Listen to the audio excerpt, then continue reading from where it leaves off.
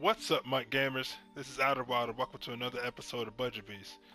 This time around, I'm bringing you 84 overall NFL playoff Artie Burns as a cornerback for the Pittsburgh Steelers. I thought I was done with gold cards, but once this card came out and I took a look at his stats and his chemistry, I knew I had to take him for a spin to see if he could pull his weight.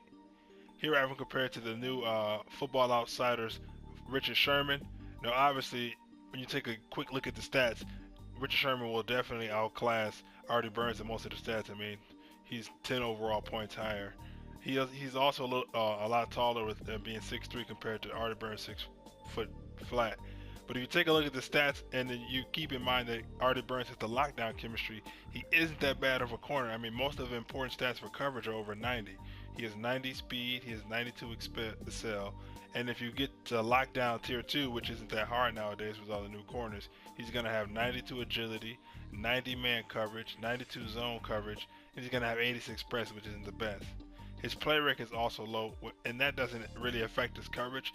Play rec is mostly used to diagnose whether the player is a runner or a pass. He also has 89 jumping, which isn't bad, but it isn't great. So I mean, he'll be able to hold his own against other players around his size. So enough talk, we're going to take a look at some tape to see how he does. On the field, Artie Burns was at his best in zone coverage, which you can probably tell if you take a look at his stats because zone coverage is his highest coverage stat.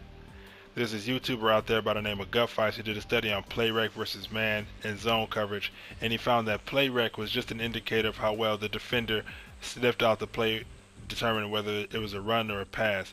And then after the play was determined, man and zone coverage took over to how well he reacted to the ball.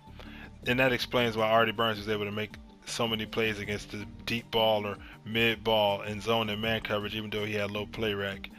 The above 90 man in zone explains why he's able to make these plays. Now, as well as he worked in zone, Artie Burns is decent against the man.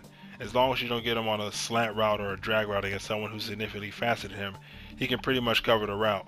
I mean, as you can see here, he's able to cover post routes, but he's also to cover out routes, in routes, curl routes, corner routes, and all the like.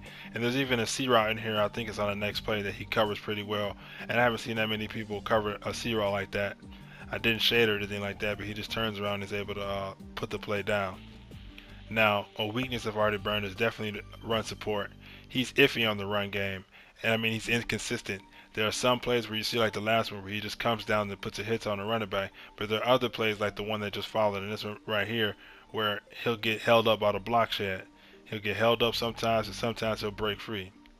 Now, as great as I believe that Artie Burns is, he will get beat one-on-one sometimes against the elite receivers. I'm talking the Randy Mosses, the Deion Sanders, and the Jerry Rices. I wouldn't depend on him to put a lockdown on those best receivers, but he definitely can hold his own in your budget squad. I definitely think he's a pickup for anyone using a farm team or trying to cut down on costs for the cornerbacks. That's it for this video. If you like the content, please like, favorite, and subscribe. And I'll see